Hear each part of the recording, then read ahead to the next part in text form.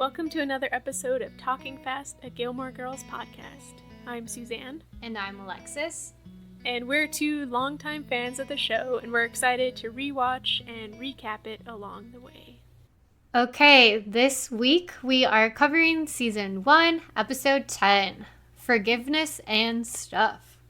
The Netflix bio is, misfortune strikes at the Gilmore's Christmas party.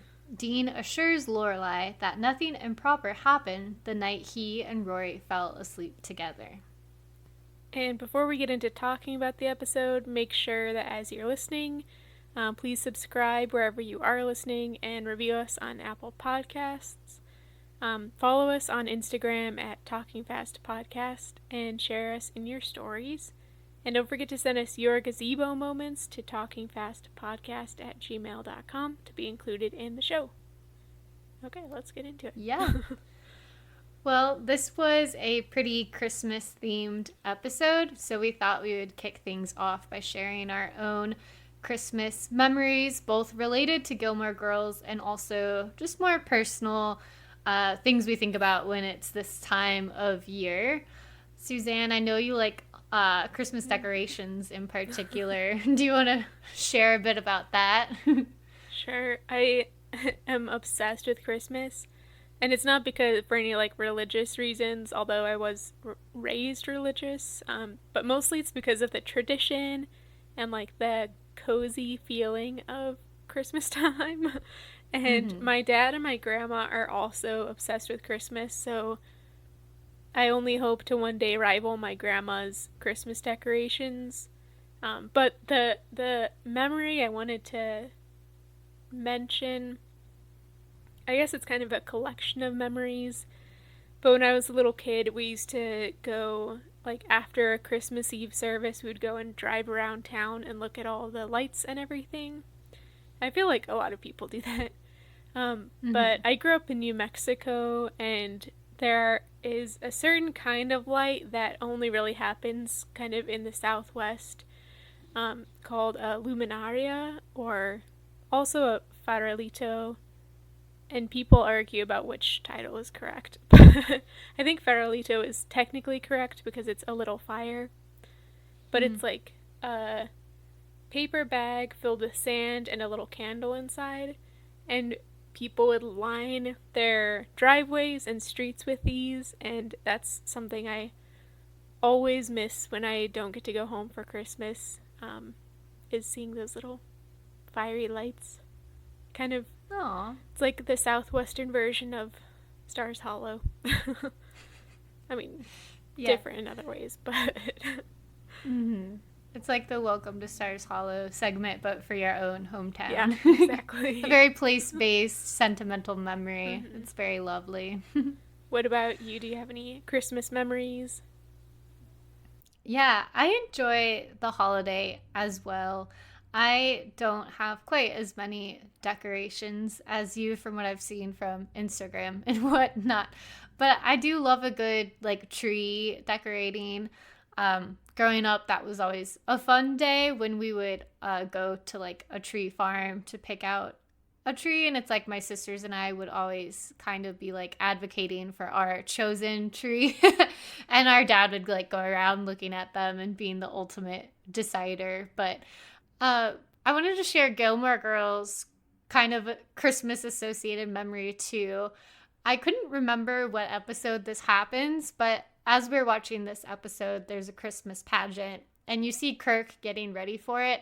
And I thought this might be the episode where Kirk plays the role of Jesus, and then he starts to become the persona of Jesus, and he has all of his followers, and he thinks somebody is Judas to him, and it must be a later Christmas episode, but I can't wait for that one because it's so hilarious. It totally goes to his head to play the role of Jesus, which I could see how that could happen. Yeah, I agree. I think that might be the Living Portraits episode. Is he in the Last Supper portrait? Yeah, it wasn't even a Christmas episode at all. I can't remember how many Christmas episodes there are. Actually, I did look up a list of Christmas episodes and it ranked them. Maybe I'll put them in the episode notes, but this isn't my own personal ranking. But this episode was number 2 on their list, actually, of like 7 or 8 episodes. So it was pretty high. But I guess they've had a lot of Christmas episodes, more than the Halloween ones. Yeah, that's true. Oh, okay. I guess, should we start getting into talking about this Christmas episode? Yes, I do think we should. Technically 2 weeks before Christmas, as Luke points out many times. Yeah, and we are more than a month before Christmas as we're recording this. Okay, are you ready to go first in our talking fast this week? Why not? Okay, you ready? And go. The episode opens. It's rehearsal for the Christmas pageant. Lorelei and Rory are there. They're still pretty tense. Lorelei is disinvited from the Christmas party by Emily. Rory goes on her own. Richard collapses during the party. Meanwhile, Lorelei is at Luke's, so Luke drives her to the hospital. They're all there. It turns out Richard is okay. There's many meaningful conversations. The next day, Lorelei gives Luke a hat.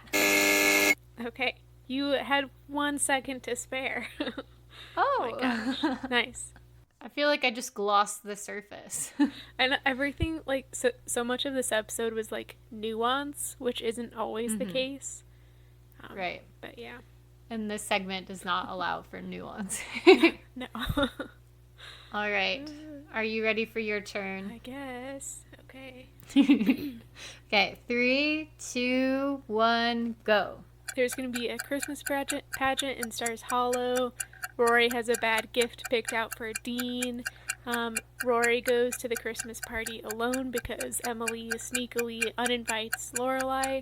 Lorelei stays home and attempts to order pizza and sees Dean in the window. At the party, Richard collapses and they go to the hospital. Luke takes Lorelei to the hospital. There's a search for coffee, and I cried at the very end when Lorelei and Richard saw each other. Okay, I let you go on a bit because it seemed like a heartfelt memory. That's my manipulation to get more time. Ooh, it worked. I cried when Emily and Richard were talking, and she said that she wants to die first, but I'll get emotional when we talk about it. I'll wait, though. Should we slow down and get to these moments? I just wanted to share, I watched this episode over my lunch break, and I thought, like, oh, it's just gonna be a regular episode, but it made me so emotional, and it was like also all I could think about for the rest of the afternoon because it was so nuanced, as you said. Like, I think this is my favorite episode we've seen so far this season, so I'm very excited to talk about it. Yeah, I had completely forgotten that this happens already. Like, for the first 5 or 6 minutes of the episode, I did not realize that this was this episode. I thought it was some other Christmas episode, but yeah. It's a rough one. In a good way? I don't know. Yeah, I think so. Angsty. But the episode begins as all of the town is preparing for the Christmas pageant. And this opening scene has Lorelei and Rory. They're both a part of the pageant, but they're very separate. They're across the room. They're looking at each other, but they're not talking to each other. And you can tell that there's still some emotional turmoil going on here, following up from the last episode that had no resolution at all. They're still kind of in this fight about how Rory came home at like 5 a.m. after falling asleep with Dean. I think it's interesting that they start this episode at the scene of the crime, per se, in Miss Patty's dance studio. Even though it's completely decked out and there are a bunch of people there, so it's almost unrecognizable, but it is where Rory and Dean slept together, but not in the sense that Lorelei thinks, or Emily thinks. I'm not sure. I didn't even think about that. It is at the scene of the crime. This then leads into the next day, which seems to be the day of the Gilmore Christmas party, but we have a couple scenes beforehand. Rory is talking to Lane at the gazebo while Lorelei is at the inn at work. And the gazebo scene, I think, is interesting because it reveals some information to us that Rory and Dean have not talked. It's been 4 days since the incident, shall we say. And we also learned that Rory is planning to buy him a book for Christmas. And I think Lane offers some excellent advice here about gift giving. You should think about what it says to the person rather than what it says to you. As always, Lane has the best advice, I think. Yeah, that's some advice that I think a lot of people, including myself sometimes, could stand to remember. That it doesn't matter that you like what you're getting somebody, it matters whether they would like it. I think Lane's example is also hilarious. She provides the story that she got her mom perfume, and Mrs. Kim thought of it as smelly sex juice, which I think is just the most fantastic way, and probably a very inaccurate way to describe perfume for most people, but I still had a good laugh at that. Yeah, and she compares, which I thought this was also great, that she compares Rory's interest in books to Dean's interest in football, and how would Rory feel if Dean got her a football for Christmas. And I thought that was a very good comparison, because books are basically like a sport for Rory. They are her main pastime, so it was probably the best example Lane could have given. Exactly. I completely agree. Lane is so wise beyond her experience or years. I do have one thing to point out in a nitpicky way in this scene. They clearly were not filming this actually in winter, because all of the trees around the gazebo are fully leafed out.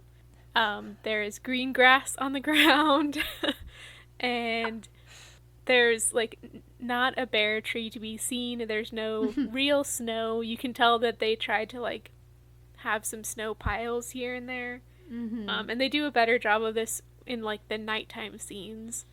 But this bright daylight scene, it was impossible to miss all those green leafy trees. That's so funny. I'm sure their budget was, just getting off the ground. But I think it does take you out of the scene for a moment when you do notice things like that. But yeah. Something that totally kept me in the scene, though, of the season, of the episode, was the decorations, the Christmas decorations throughout, which I started to notice when we see Lorelei at the inn at this point in the episode. It is like tricked out in like so many ornaments, like green stuff everywhere. There's poinsettias and candles. It's very epic and awesome. I have a funny story to tell about my time working in hotels. I worked at a hotel in Buffalo for a while, in Buffalo, New York, and I really liked working at that hotel. It was a great environment. One of the best things was decorating for Christmas, and I was one of the front desk employees, and I usually worked the evening shift from 3 p.m. to 11 p.m., and so it fell on me to change the location of the elf on the shelf each night during the Christmas season, for the kids in the hotel to find, and it was a great responsibility. I took it very seriously. What an honor. Yeah, it was wonderful. Also in this scene is when Emily finds a way to disinvite Lorelei from the Christmas party too. But yeah, it ends up with Emily just saying, well, then just don't come. And she was clearly trying to get to that point of uninviting her. Lorelei starts off with like saying she can't make it to the cocktail hour because she has to work, and so Emily jumps on that pretty quickly. And she says that she's tired of doing terrible things that infringe on Lorelei's life. So really repeating a lot of what Lorelei told her in their previous fight.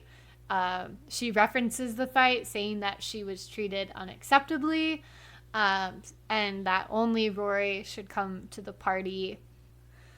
Yeah, and we find out later that this is the one time that Lorelei likes going to their house is for their Christmas party. Mm-hmm. And it is, I guess, surprising that like this was the thing that kind of broke the camel's back per se.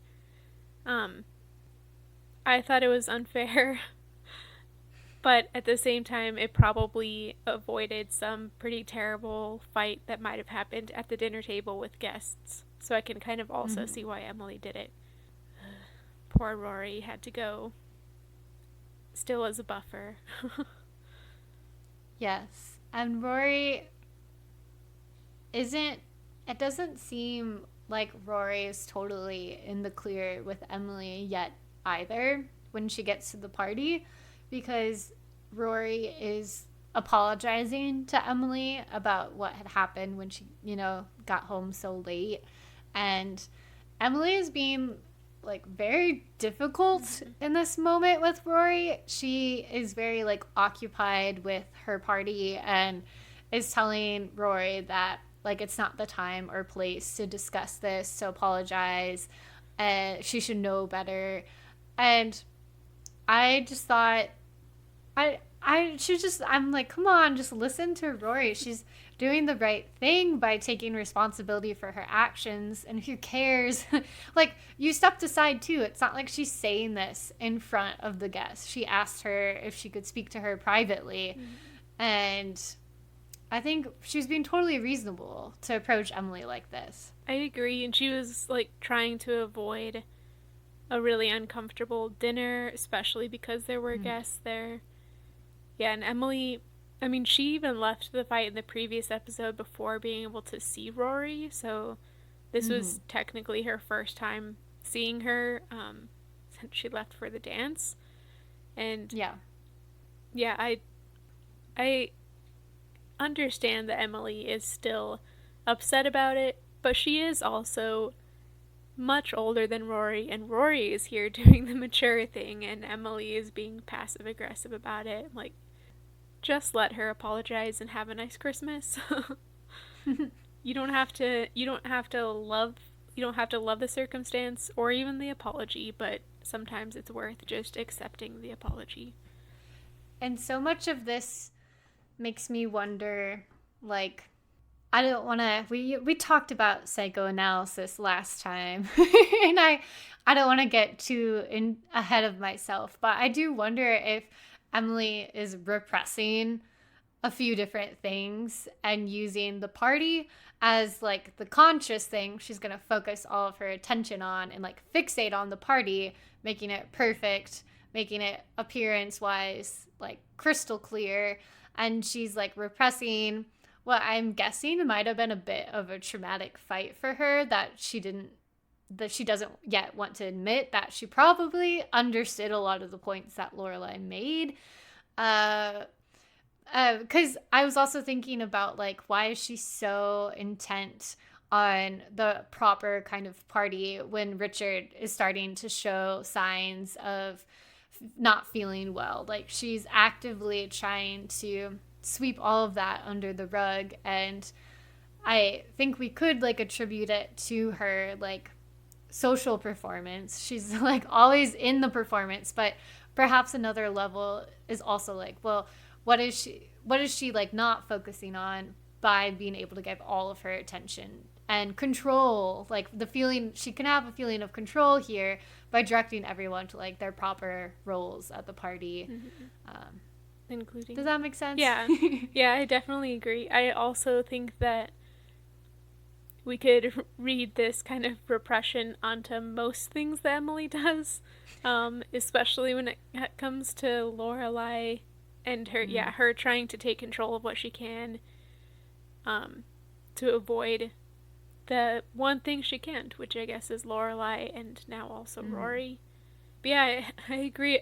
She also, I think she like is more disruptive during the party because she's doing this than like when Richard is walking away to go check the thermostat. She yells after him instead of just like carrying on or going to check on him. And I feel like that's more disruptive than anything he was doing. Although it's good that she went because she obviously caught him when she needed to. Yeah. And to back up a little bit, when Rory does arrive at the party, we see Richard in like business talk mode or shop talk as it's described. And he's arguing with his somebody named Alan. I don't think it's important that we know his name, but it's someone named Alan. And this is where we get a bit of foreshadowing that he seems to be like getting worked up and angry. And it's a sign that he's going to have like a heart attack or heart issues and collapse later on. At dinner, he begins to feel hot. And notably, that's when he starts to like loosen his tie, and Emily tells him not to loosen his tie at dinner, right? Yeah. And that will come up again later at the end of the episode. Yeah. During all of this, we're also getting a pretty interesting scene back in Stars Hollow where Lorelei is at home kind of unsure of what to do. And then she hears a knock on the window and goes and finds Dean standing outside of Rory's window like an absolute creeper. And they have, I thought it was a pretty interesting conversation. They basically talk, Dean has to kind of think quickly and apologize to Lorelei. Lorelei puts up an icy front, but eventually Dean says the right thing, and which is basically that if Rory is going to Harvard, but if she doesn't go to Harvard, it won't be because of him. And I think that was the thing that Lorelei really needed to hear to feel better about him. And then, so they've kind of made up. Dean still is kind of on thin ice, as we should say, with the keeping with the episode theme. Yeah. I thought as far as conversations with Dean go, this was a pretty good one. I have to admit, she also at one point makes a reference. Dean asks if he's public enemy number 1, and she says no, she's still pretty mad about the guy with bombs in caves. And in my ridiculous mind, where I listen to a lot of true crime, I thought she was talking about the Unabomber, and I wrote out a whole thing to say about the Unabomber, and then I remembered when this is, which is 2001, and it's obviously Osama bin Laden. It's not the Unabomber. Oh my gosh. So I could have saved myself from this embarrassing reference, but I obviously just said it, so it's too late now. That's fine. It's like the signs in the Sixth Sense debacle. Even though it was a confusion, it still was adding meaning, just in a misguided way, perhaps. Thanks for that. If it helps, I totally didn't understand the reference at all, so. Okay, so then after this fairly nice resolution between Dean and Lorelei, she decides to go to Luke's and wants to order food there. And this begins what is like, I think, my favorite, like their whole storyline, like every single interaction they have this episode is like gazebo moment worthy to me. It was just so good. There's like comedy, flirting, heartwarming. It's all there, and I'm like, Max Medina, who? Like, I don't even remember this person. Completely forgot that he's in the picture. Wow. It's been so long. I feel like the writers did too. Yeah, I love this. So she asked for some festive food, but it's Luke, so obviously there is nothing festive in the entire diner. But he, being the softy that he is, he makes a hamburger into a Santa with like ketchup and whipped cream or something. I couldn't really tell exactly how he did it. Yeah, it's like the thought is behind the Santa burger, and Lorelei says it's the most disgusting thing anyone's ever made for her, and she loves it, basically. Yeah, it was so cute. Yeah, and he was so gruff with the way he presented it, like, oh, it's nothing. You just mentioned you wanted something festive, but clearly it is a big deal. Like, that is so thoughtful, and it's also so silly, Yeah. too. Like, it's right on Lorelei's level, and he just acts so nonchalant about it, but on the inside, he must be thinking, like, nailed it, you know? Yeah, seriously. And like before this too, Luke asks her, oh, like he's checking in about this whole Dean situation, and he's saying like, I hope you forbid her to see the bag boy, which is so good. And he says like that kid is trouble. He's being like, such a dad kind of Yeah. figure in this scene, which I thought was really touching. Like we saw him make the birthday present for Rory a couple episodes ago too. Like just a very paternal kind of figure in her life, which I thought it was nice that he's so involved. Yeah, he's just overprotective, but also like kind of in a posturing kind of way. Like if it actually Mm, came to it, I think he would defer to Rory's own judgment, but yeah. he is acting it up, I guess. That he really Yeah. doesn't like Dean, which will be ironic when we meet Jess, but at the moment. So true. Let's talk about kids who are in trouble. Yeah. Basically, I think we can move on to the big crux of the episode, basically, which happens here at Luke's diner. Mm-hmm. When Lorelei gets a phone call, Luke, of course, tries to get her to leave because she's not allowed to have a cell phone in the diner, but she Mm-hmm. manages to hear Rory's voicemail first, which is basically Grandpa's in the hospital, come now. Um, and Luke here drops everything. He closes the diner, he kicks everybody out to drive Lorelei to the hospital. It's so sweet and adorable. And he's like, as she's listening to the voicemail, he's very busy with Taylor and all of these carolers who are trying to get him to give them hot chocolate. And it's a pretty like loud and noisy scene, but he hears Lorelai say, "Oh my God," after she's listened to the voicemail, and he he's like so attuned to her and immediately understands in that phrase that something is wrong, and he makes everybody be quiet. He makes everyone leave that's already there, and is like, she's like babbling about needing to call a cab. She's very like not really knowing how to respond, and he kind of just like, we'll take my truck. And she says like, Luke, and she kind of trails off, doesn't like, probably doesn't know how to express like thank you so much, and he just says I know, which is very like Han Solo and Leia kind of Yes. thing. But just like it goes unspoken, their bond, which just, even as they were talking earlier, he's like saying, you come here all the time, like of course I know what's going on in your life. And their interaction just exudes like ease and comfort and like habit. Like they are two people who just give off so much of like knowing each other so deeply. Ah, so great.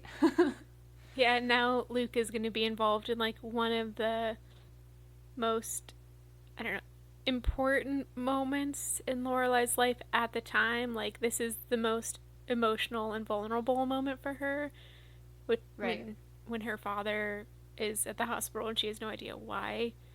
Um, Mm-hmm. I think it's hilarious that Luke then drives like 20 miles an hour to get to the hospital, which I kind of Yeah. take as like another dad type behavior, like baby on board kind of status, driving slowly to be careful because it's icy or whatever. Um, Mm-hmm. That was such a funny detail. and his like big truck, he still drives really slowly. Yeah, well, there's ice, as they're driving, really thinking about this like rocky relationship that she has with him, and Lorelei like says she feels like a disappointment to him, like that the one thing he wanted was a daughter who would like want a life like his or something like that. She's really like getting into the whole fear that she has with the possibility that her dad might be dying, because as we hear, Rory gave zero details. And I think that this is really, not to jump too far ahead, but interesting to look at in the light of what happens in the revival, when Richard has died, and Lorelai's like trying to kind of think of memories that she had with her father and like come to terms with their relationship. And I thought it was, yeah, really interesting that she mostly focuses on how she feels like she has disappointed him, which I think is what makes the scenes later in this episode so like heart wrenching. Um, Mm-hmm. but yeah, I don't think that this conversation would have happened with anybody but Luke. It probably Mm. wouldn't have even happened with Rory. So Right, because like how could she say this to Rory when Rory is like anything but a disappointment to Richard? I feel for her, and we've already seen Lorelai have like feelings of jealousy directed toward Rory and the easy and burgeoning relationship that Rory has with Richard. So I also think it's a case of something so like catastrophic happening that I don't even know if Lorelai herself would have been reflecting on these things about her dad if this hadn't happened, because as we'll see throughout other episodes in the show, like they have a tough relationship and he is not always fair toward her at all. So yeah, though they do build some more memories as the seasons go on. I think a good line in this scene is that um, like Lorelai's thanking Luke in a way for being there for her, and she tells him like you would make a great dad, and he says you make a great mom. So the tense and verb shifts there to like you are a great mom, and she admits, but it's the daughter part that she doesn't have down yet. Mm-hmm. I think that's like a very concise way to synthesize a lot of the threads we've tracked between the different arguments so far of like uh, Lorelai as a mom to Rory, but Lorelai as a daughter to Emily is like a far different and more like a conflicting kind of relationship. Yeah, that's a really good point. Yeah, and Rory is somehow a great daughter and granddaughter. Emily is a great grandmother, but not necessarily a great mother. So there are Yeah. so many difficulties with all of the different roles that each of the three Gilmore girls has. Yeah, Mm-hmm. that's a great line that distills Lorelai's. She is a good mom, even though we've had Mm-hmm. qualms every once in a while. But Right. okay, should we move to the hospital, which Yes. is where the rest of the episode basically happens? I thought Mm-hmm. it was fun to point out that the nurse we have on duty is Sue Sylvester from Glee in a very different role. um, I thought, yeah, she's very yeah, underutilized here. I'm like, this is Jane Lynch, Emmy winner. Like, oh, I love Jane Lynch. She pops up in so many shows that I watched since Glee, too. Like, she's in The Good Fight. I'm watching Only Murders in the Building right now. She's in that. Like, she is such a good. I think they call them character actors, right? Where they like come on to play a character, right? And this nurse needed more screen time. yeah, yeah. She barely did anything except aggravate Emily by doing her job, which Emily Yeah. was. I understand she was in a very emotionally charged situation, but like you could still be nice to the people there just trying to help, you know? Yeah, the word used to describe Emily is obstinate, which I Mm-hmm. thought was a great vocab word and a fantastic word to describe her behavior, which I agree is not acceptable, but I do see the reason here. Uh, and I was thinking, obviously, she's like refusing to fill out these forms because she's very like distracted and like not grief stricken, but really worried about her husband. But I was thinking like another reason is that she doesn't have the information to fill out the Mm-hmm. forms. Like Richard and her occupy very different roles in their relationship, and he is the one, like, as he later tells her, like, you'll need this key to go in to get these documents to find this and that. Like, he covers so much of the like the business side of their relationship. I honestly don't know if she has access to like like their insurance information and the things that she needs to put on the form. Mm-hmm. Yeah, that's a great point. She's also like until hers and Richard's like kind of family doctor shows up, she really doesn't know how to deal with the situation, which Mm-hmm. I mean, admittedly, who really knows how to deal with a situation like this? But Lorelei shows up um, and like quickly fixes the situation in a way. Like she manages to get the nurse to go and find out information, and she just like heads straight into the behind the double doors to see what's going on, Mm-hmm. rather than Emily kind of just spinning her wheels and yelling at Yeah. people. um, which is something we've seen with Lorelei before, or maybe we will see. We will see it. I don't Yeah. remember, but like she actually has both of those minds, like practical, Mm-hmm. business, all that. Yeah, Emily is such a character of like who knows how things are done within a certain realm, but when it comes to other realms, like something practical like this hospital, she has no clue, and her methods of interacting with people, such as yelling and pushing around, are not always that effective. It was nice to see Emily kind of amazed by Lorelei in this moment. First, that she showed up, and then that she is like so useful in this moment and like making things happen. Mm-hmm. I wonder, do you think that, at least in this case, and probably many other cases, would you call Emily a Karen? um you could. I think in this moment, like this isn't the scene I would pick in particular because Mm-hmm. it's like there is such emotional weight. But I mean that doesn't distract or forgive like her actual the way that she's treating people here, like the very speak to the manager kind of personality, right? And would you? I I think I would. I do understand that at this point she has reason to be acting out. Um, but I also think that because she's spent her entire life acting in a certain way when she wants something done, um, it comes as second nature to her in this instance, even though it's Mm-hmm. not getting her anywhere. She does have a history of not understanding other people's humanity, and Mm-hmm. like focusing on just her own needs. And I think that's what's happening here. It is, yeah, like you're saying, a nuanced situation where she definitely is emotionally distraught and deserves to have. And, like, it's not. It's fine for her to be having an emotional outburst in something like this. It's very understandable.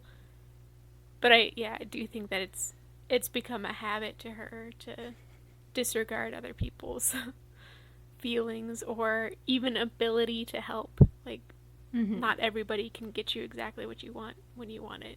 Yeah. It's like her, it's definitely her method or her way of like operating with other people. And even in this earlier in the scene, she's yelling that apparently her great uncle founded the hospital and that his portrait is hanging in the Mm-hmm. lobby, which is definitely something a Karen would say if they were as like elite as Emily. uh, it's interesting that you bring that up though, because it seems now I'm like reading the revival and the storyline they have for Emily in the revival as like the attempt to turn around Mm-hmm. her way of like viewing and interacting in the world. I agree. Yeah. Because she really doesn't make any progress in that character trait throughout Mm-hmm. the main seasons. Okay, so at this point, we've kind of covered how Emily and Rory have been at the hospital. Then Luke and Lorelei arrive, and they're all kind of getting this sorted out, trying to find Richard, get any news about him. It's interesting or important to note how Luke is basically functioning in these scenes. Like, Emily, Lorelei, and Rory are kind of all over the place, running around looking for coffee or looking for information or whatever, and Luke is just kind of being like a steadiness, I guess. But Mm-hmm. he basically acts also as a therapist, all three of them at some point in this episode. Um, Yeah. Despite the fact that he hates hospitals and is Mm-hmm. sickened by sick people, which is Yeah, he's in funny. like physical discomfort by Mm-hmm. being in this environment. Yet he is like the very solid presence for every single character except Richard, but you know, like they just don't interact. But I think that's really good to point out. Yeah. Oh, Luke. Yeah. What would we do without him?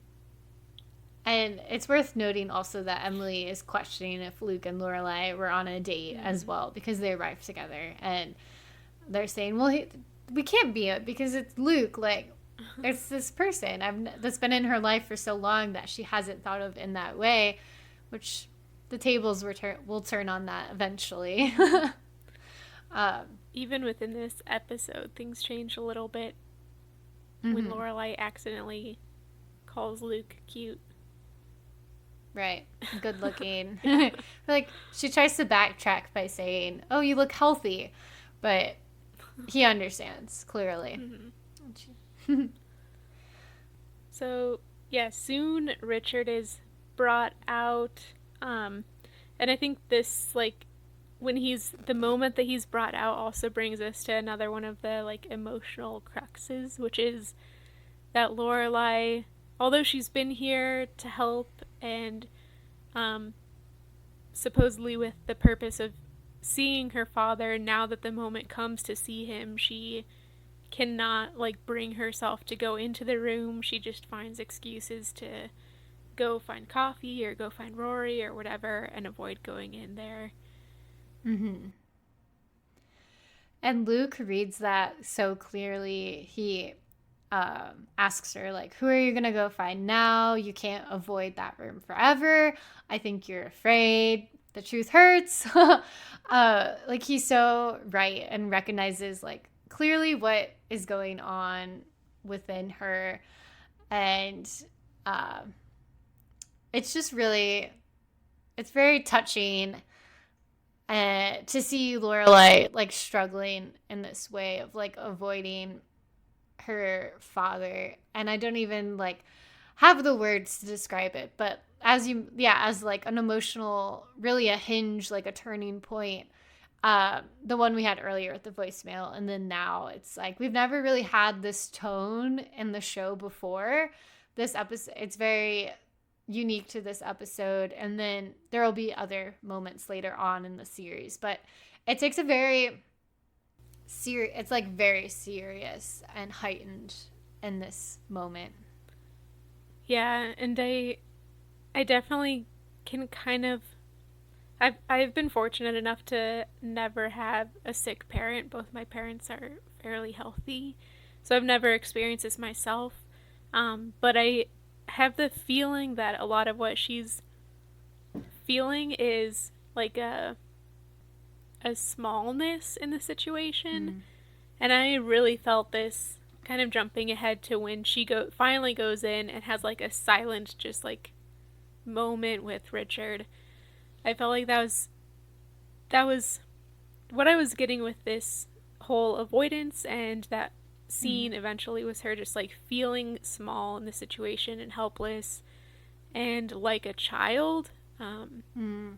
Whereas when she's like out doing something, getting coffee, kind of running errands or something, she can feel more like herself and more in charge. Kind of like we were Mm-hmm. saying, Emily wanted to feel more in charge earlier on. And yeah, that's how I was reading her reactions to all of this. Um, Mm-hmm. just like avoiding that uncomfortable feeling. Yeah. I think your description of her feeling small is a good one, especially when she does go in to see Richard. I thought like Lauren Graham acted that really well. Like she looks really uncomfortable and scared, and it's hard to describe, but I think she made all of the right acting decisions to convey to the viewer that like when you feel small in relation to seeing her dad. And when I've seen people in the hospital before, and they do look really different. When, you know, Richard looks smaller as well. And it can be like so uncanny or scary to see someone like your dad be like look smaller and helpless and weak and whatnot.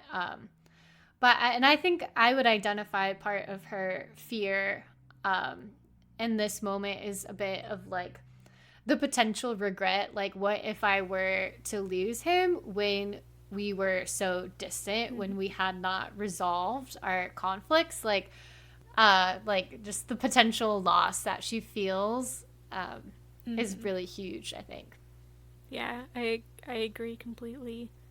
And just like the fact that they had that scene together in complete silence Mm-hmm. and it made me cry. It was like that was such a yeah, such good acting, such like a Mm-hmm. good kind of build up to that emotional moment.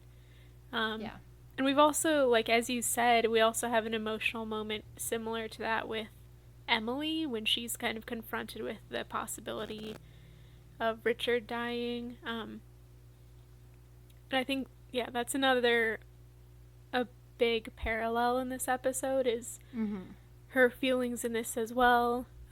Luke also comforting her and telling her that Lorelei does appreciate and love her father, which Emily seemed to not realize or accept before. Mm-hmm. Yeah. Yeah. We have these really vulnerable moments from all three. Like earlier, Rory said to Lorelai that like she doesn't want him to die because she just started to get to know him, Mm-hmm. which is like so sad. Oh my god. But to say a word also about the scene between Emily and Richard when she goes in once they can visit him. And she's very like fixated on the pillows and wanting to find sheets for him. Really, as we have like as you connected a bit of like the surface level things that she can control, like the party, uh, versus her like deep interior fear here that she's just trying to avoid thinking about. But Richard is prompting her to think about it by focusing on the practical things like you'll need to access our financial information, our stock information, my will. If and then he starts to say like if I die, and that's when she breaks down and is like, no, that's not going to happen. I refuse. And she says that she demands to go first, and he agrees to this. And oh, this is I'm gonna be sad again. This is when I was crying, because it's just like with the knowledge of what happens in the revival and how much that hinges on her mourning of Richard. He does go first, and how shaken up her entire life is by that. And also just by the fact of like Edward Herman passing in real life, like Mm-hmm. uh just seeing all of the characters being so afraid of him dying, and then that being a real thing, and seeing all of their mourning and like acting of the mourning that was probably real for them because they all knew him in the revival. Like it just had me thinking a lot about so many scenes from the revival later on that also made me cry. So Mm-hmm. it was just very full of emotion for me here. Yeah. I agree. I just teared up a little bit as you were describing Mm-hmm. this scene because yeah, it is. Oh, I know.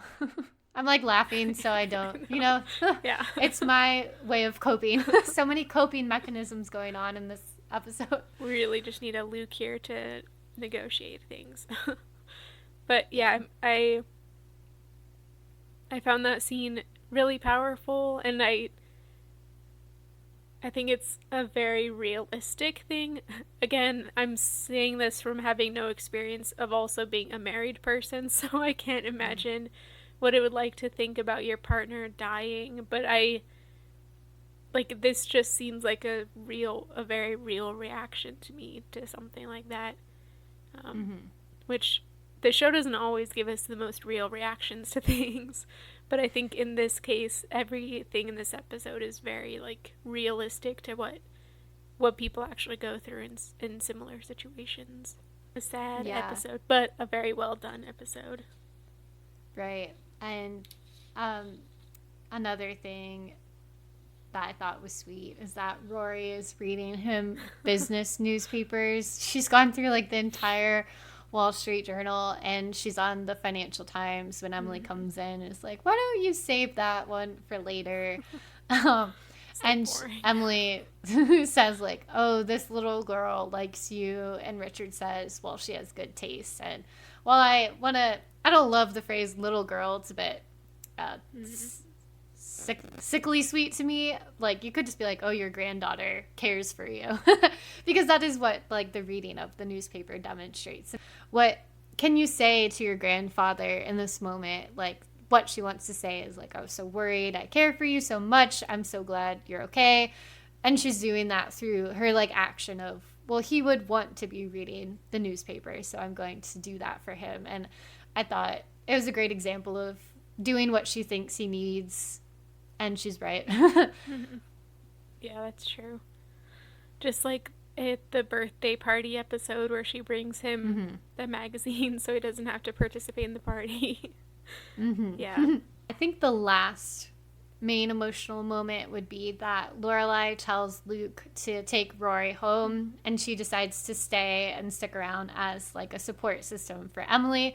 And she's very deflective about this, though. She tells Emily, like, if anyone needs anything, I'll be here. You don't need anything, but, you know, if someone in the cafeteria needs something, I'll be there. Like, definitely using her humor as a way to, um, like, not comment on the fact that she is doing something very kind for her mom, and that this is also a way of them reconciling their most recent feud. So it was really a nice wrap up to things. So like see them walking down, like Emily asks her, do you want to go get a bite to eat? And you get a sense that they're going to be okay, Mm-hmm. you know. Yeah, that also reminds me that like what we were talking about in last week's episode was really Emily caring for Lorelei, and here the tables are turning and Lorelei Mm-hmm. is offering to care for Emily. And Yeah. it's just kind of a full circle moment for the big fight that they've had. Mm-hmm. All the Dean stuff is forgotten for now. Right. That's most of the only other thing that happens in the episode after this is the next day. Lorelei goes to thank Luke and gives him a blue baseball hat, which we should all remember because this is going to be important 2 or 3 seasons from now. But he puts it on, and Make a then note.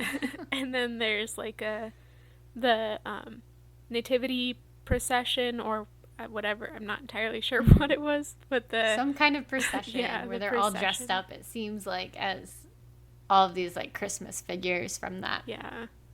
story. Yeah, they turn out the lights and watch it. It's a very cute moment. Mm-hmm. Lorelai says it's hard to imagine living somewhere else, isn't it? Which I thought was a fantastic line for describing Stars Hollow and living there.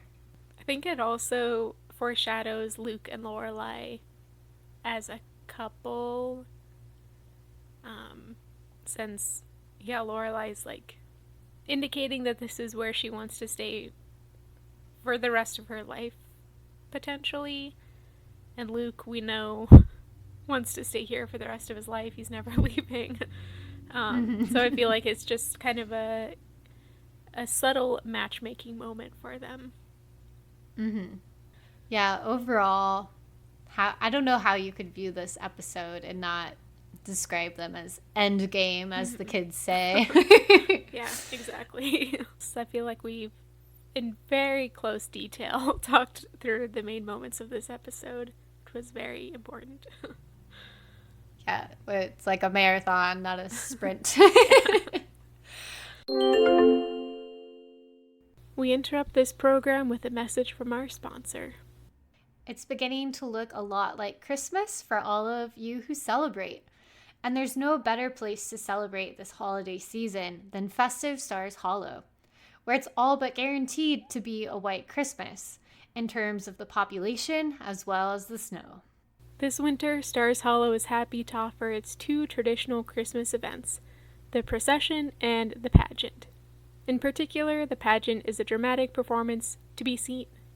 It's got it all, costumes tailored by local fashionista Lorelei Gilmore, a before and after Mary, wise men, half a donkey, a baby Jesus that's been around since 1965. Sure, the doll has a bow and is missing an arm, but it's part of the history of this grand event.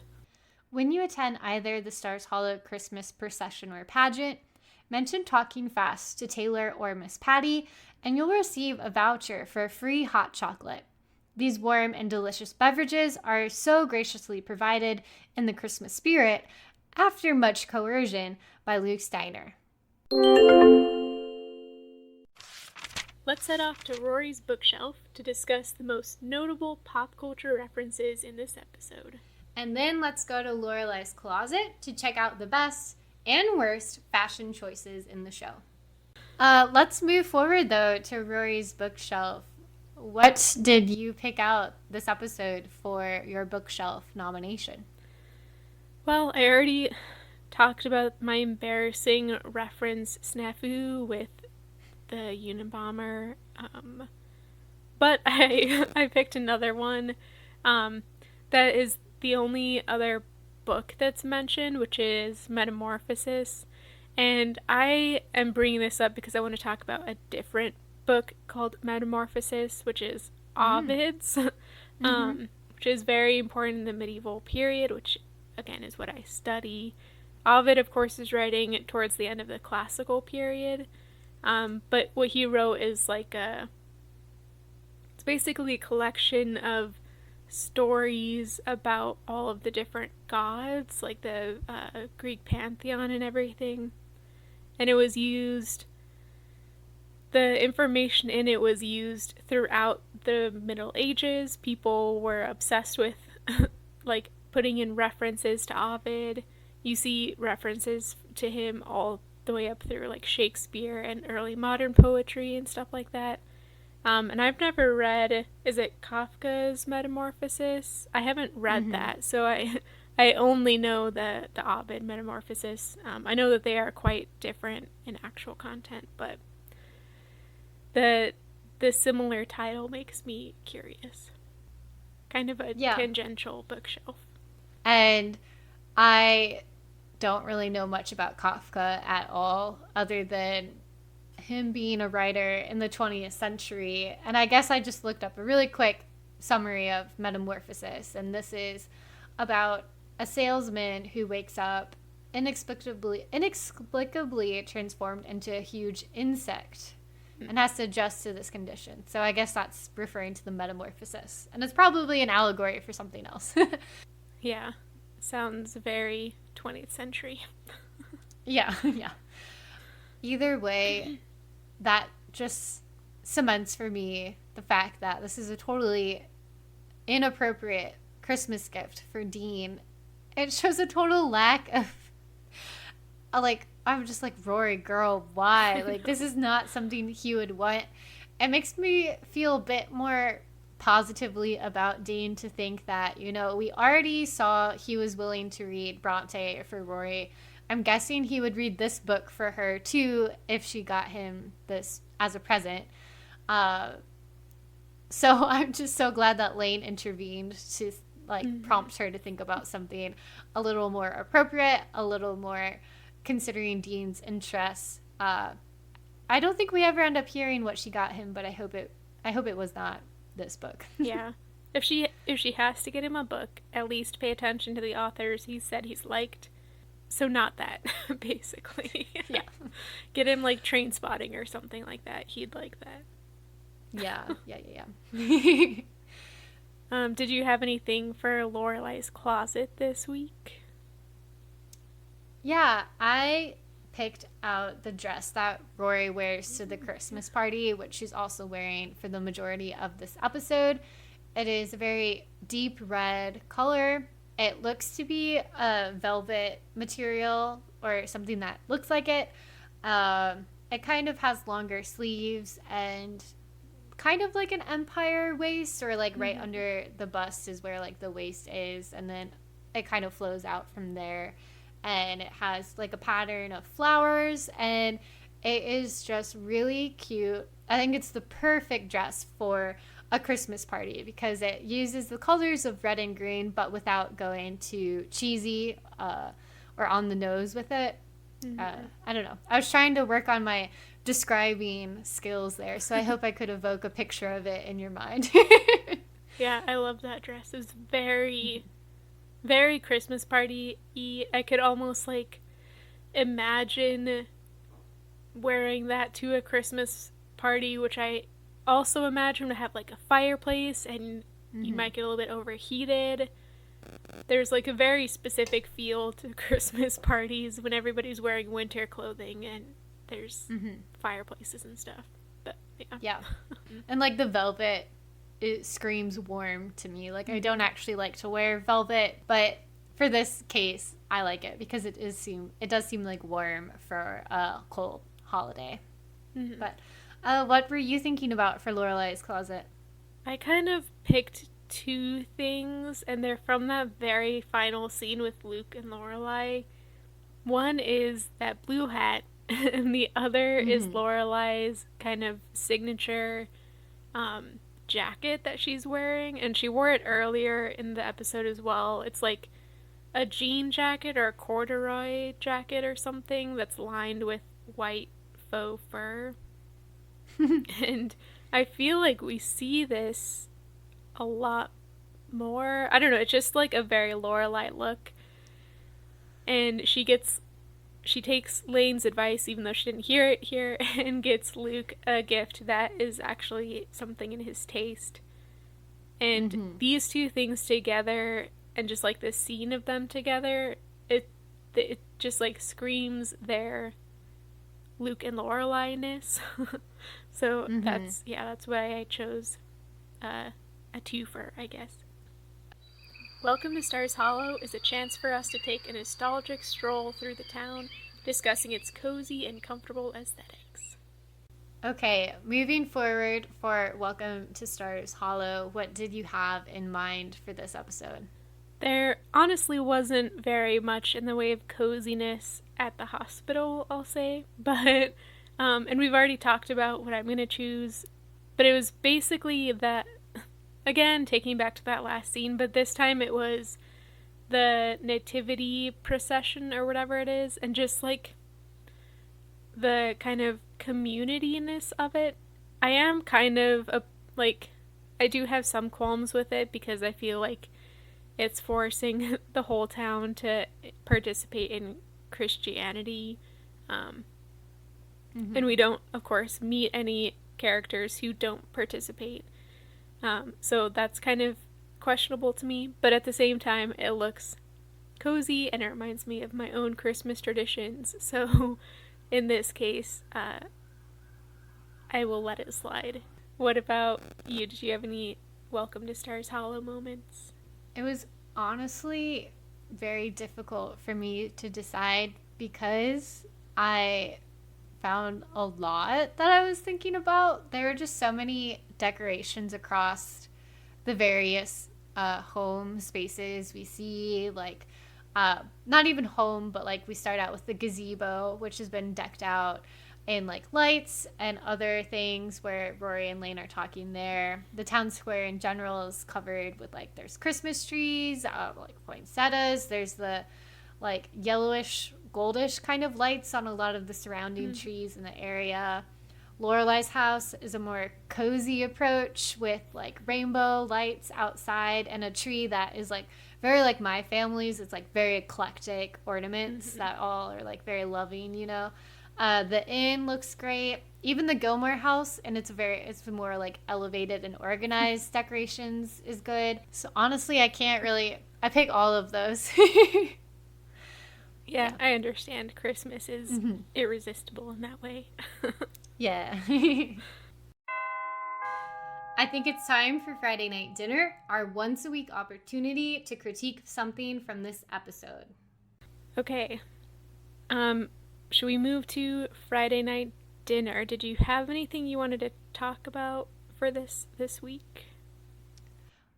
I honestly don't know. I feel like this episode did a lot of things really well, actually. And there are some things I would point to, like Emily being difficult at like toward Richard or toward Rory at the party of like, come on, girl, you're doing things for like appearances, like we've talked about before. But then that's reversed as well at the end when you see like this like harrowing thing where she's fixating on the tie and like having so much regret about like feeling like a feeling of responsibility, even though we know like he would have had a heart attack no matter what. It wasn't just that the tie was too tight and you didn't want him to untighten it. But so like they write in a critique of her like superficial or like shallow actions earlier in the episode. The only other thing I could gesture toward is something you did just a minute ago of like Christmas is so dominant throughout the episode in a way that there's no other like religions or cultures represented or even acknowledged. Like Christianity is just there with Christmas. That could easily be a critique, but honestly, I was just so like moved by the whole episode that I was like not in the mood to critique it when I was done. I agree. I wrote down, like, I struggled and I wrote down a couple of different things that I could potentially, I guess, critique, but I'm in the same boat. I was like, I feel like this episode, yeah, was in such a different vein from anything we've seen so far that it is hard to critique because it was so emotional, and it like gave so much character development in just one episode. One thing I was a little bit miffed by was Emily's continued inability to believe that Lorelei cared. She continued to be like astounded that Lorelei had shown up or wanted to stay or whatever. But I kind of think that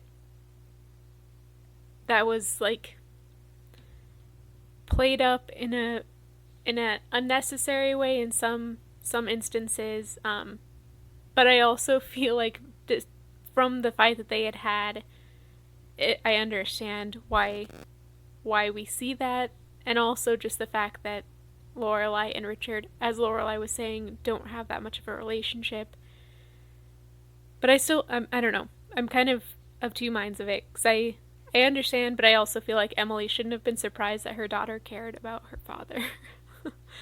That was like the only thing I could kind of bring up for Friday Night Dinner. I did want to critique Luke's anti-festiveness, mostly just because I am one of those people who begins Christmas as soon as I can. And when I worked in malls and stuff and we had Christmas music going at the beginning of November, I was living my best life while everybody else hated it. But, you know, Luke, do whatever you want, I guess. As long as you've hot chocolate. Yeah. So we had very like half-hearted critiques for this episode, which is, you know, it's a nice place to be in. Sometimes we're heated and have a lot to say, which is good too, but it's kind of nice to be like a bit of like applause, I guess, for the show for this episode. Yeah, I agree. And now let's meet at the gazebo to discuss our favorite moment from this episode. Do you have a gazebo moment for this episode? In a similar way to my struggle to identify one thing for Welcome to Stars Hollow, I also really struggled to pick out a single gazebo moment. It felt more like a series of interrelated emotional scenes, a lot of which we've discussed already, like the Emily and Richard scene, also the Emily and Luke scene, which is like a very unexpected pairing. So I guess I would like take a moment to talk about that a little bit, of like Emily comes out and Luke is sitting there alone and she wants to like sit down. This is shortly following the really emotional scene she had with Richard. So I think she's like still reckoning with that, doing the like talking about the tie, like I mentioned, and Luke kind of shares something that we don't know about him, which is that his dad has died. Well, at this point in the show, I don't think we know.